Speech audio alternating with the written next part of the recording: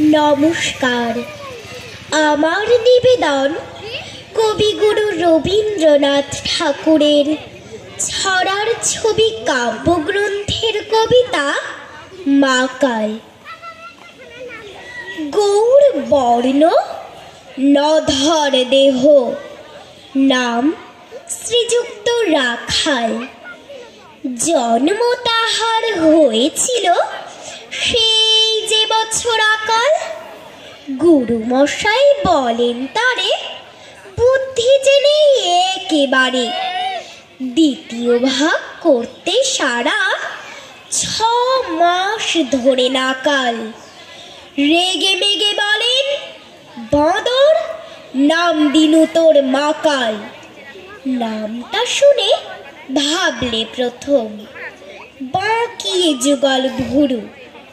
তারপর সে বাড়ি এসে নৃত্য করলে শুরু। হঠাৎ ছেলের মাতন দেখি সবাই তাকে শুধায়, এ কি সকলকে সে জানিয়ে দিল, নাম দিয়েছেন গুরু। নতুন নামের উৎসাহে তার বক্ষ দুরু দুরু। কোলের পরে বসিয়ে দাদা বললে কানে কানে, গুরুমশাই গাল দিয়েছেন, বুঝিস নে তার মানে? রাখাল বলে, কখনো না।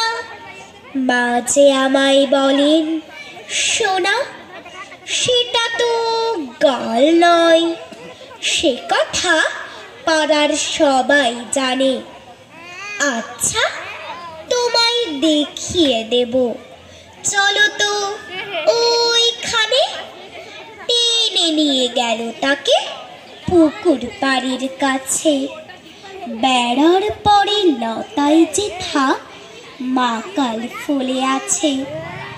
বললে, দাদা সত্যি বলো, শোনার যে মন্দ হলো, তুমি শেষে বলতে কি চাও, গাল ফলেছে গাছে?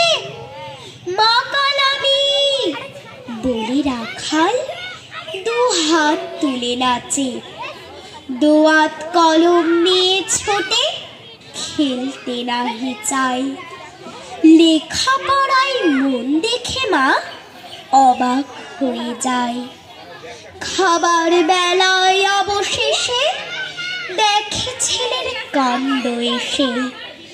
মেঝের পরে ঝুঁকে পড়ে খাতার পাতাটায় লাইন টেনে লিখছে শুধু মাকাল চন্দ্র রায়। নমস্কার।